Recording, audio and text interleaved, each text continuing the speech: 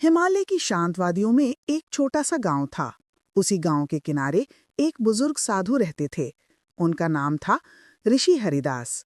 वे अपनी छोटी सी कुटिया में भगवान शिव की पूजा अर्चना करते और पूरी गांव को प्रेम और करुणा का पाठ पढ़ाते थे।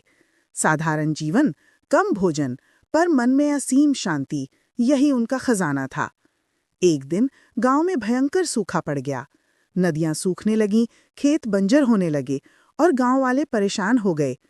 लोग भागदौड़ करने लगे। कोई मंदिर की घंटियां बजा रहा था, कोई टोने टोटके कर रहा था, कोई झगड़ रहा था कि पानी किसे मिलेगा।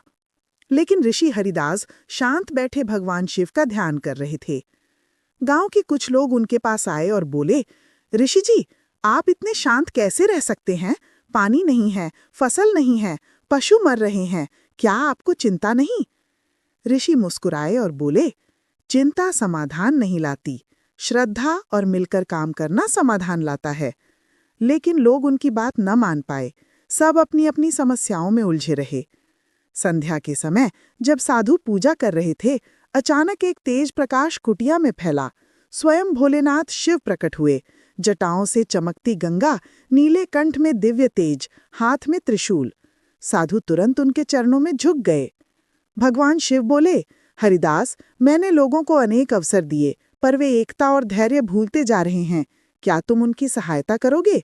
साधु ने सिर झुकाकर कहा, प्रभु, ये मेरा सौभाग्य होगा।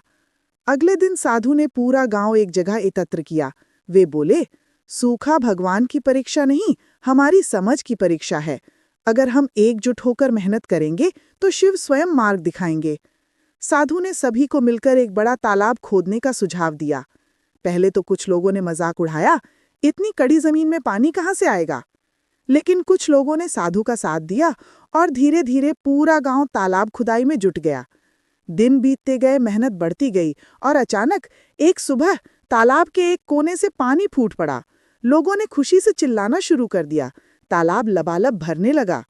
उसी रात साधु को भगवान शिव फिर प्रकट हुए। हरिदास, तुमने उन्हें कर्म, एकता और श्रद्धा का मार्ग दिखाया। याद रखो, मैं हर उस व्यक्ति के साथ हूँ जो सच्चे मन से प्रयास करता है। अगले दिन गांव वाले साधु के पास पहुंचे और बोले, ऋषि जी, आपने हमें सिखाया कि चमत्कार आसमान से नहीं आते, हमारे कर्मों से जन्म लेते हैं। साधु मुस्कुराए और बोले, जब मन में भय हो तो शिव को याद करो, जब मन में आलस हो तो कर्म याद करो, और जब मन में फूट हो तो प्रेम याद करो।